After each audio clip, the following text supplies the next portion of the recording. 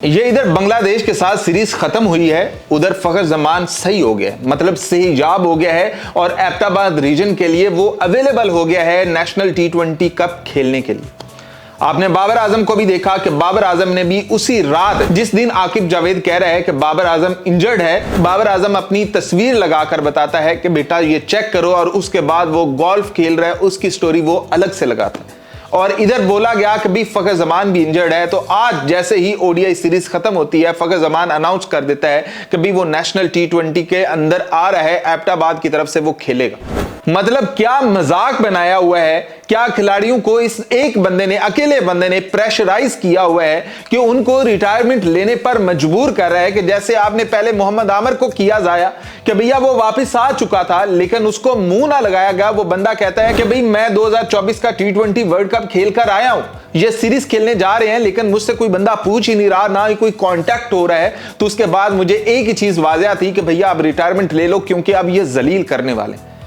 तो पहले मोहम्मद आमिर हो गया, पता नहीं कितने ही प्लेयर इसी तरह से जाया कर दिए जो कि पाकिस्तानी टीम में ना आ सके, वो दूसरे ममालिक में जाते हैं कि वहां जाकर खेलें। आज बाबर आजम, और ये अभी जो खबर आई है कि फखर जमान बिल्कुल सेहजाब हो गया। मतलब ऐसा क्या जादू हुआ है कि जैसे ही ओडीआई सीरीज खत्म होती है वो एकदम से सेहजाब हो जाता है। और आकिब जावेद के अल्फाज हैं कि भैया वो जो T20 वर्ल्ड कप खेल रहा था ना, उसके दरमियान में ही वो इंजर्ड हो गया था। हालांकि सहाफियों ने पूछा कि सर वहां पर इतने कैमरास लगे हुए थे, हमने तो कहीं नहीं देखा कि वो लैग कर रहे हों, गिर रहे हों, इंजरी उनकी नजर आ रही हो, सिर्फ आपको ही आई है। उसके बाद वो बंदा कहता है कि हमने मेडिकल पैनल बैठाया हुआ है और वो इसकी तफ्तीश कर रहा है। मतलब वो चेक कर रहे हैं कि ये वाकई ही इंजर्ड थे और अपनी ये इंजरी भुला रहे थे, ऊपर उसको कवर अप कर रहे थे। सर कवर तो आप कर रहे हैं,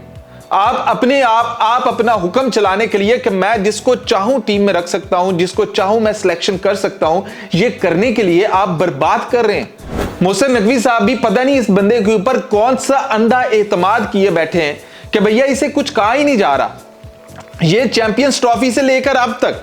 ये बंदा पाकिस्तानी टीम के साथ जुड़ा हुआ है, तब भी अकल से बाहर इसने सिलेक्शन की थी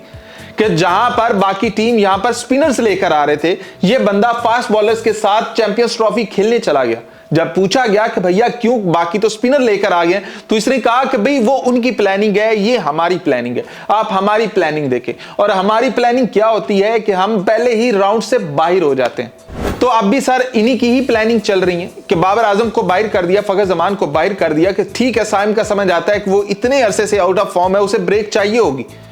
लेकिन वो ब्रेक नहीं लेता, आते ही नेशनल T20 खेलना शुरू कर देता है, वरना ये उसे भी इंजर्ड ही कहता। लेकिन जहां पर बाबर आजम है, रोका होगा, शायद उसको रोका गया होगा कि नेशनल T20 कप तूने नहीं खेलना, हमने ये तुम्हारे ऊपर जवाब बनाना है कि तुम इंजर्ड हो। लेकिन बाबर आजम की टसल इनके साथ सही साफ नजर आ रही है कि बाबर आजम जो इंस्टा स्टोरी लगाता है, और उधर दूसरी तरफ ये फखर जमान है कि यार कल रात को खत्म होती है और आज सुबह ही उसकी खबर आ जाती है कि वो एबटाबाद की तरफ से वो नेशनल T20 कप खेलेगा। तो भैया ये जलालत है, ये चीजें हैं, ये इनका मकरू चेहरा है जो कि बर्बाद कर रहा है हमारी क्रिकेट को।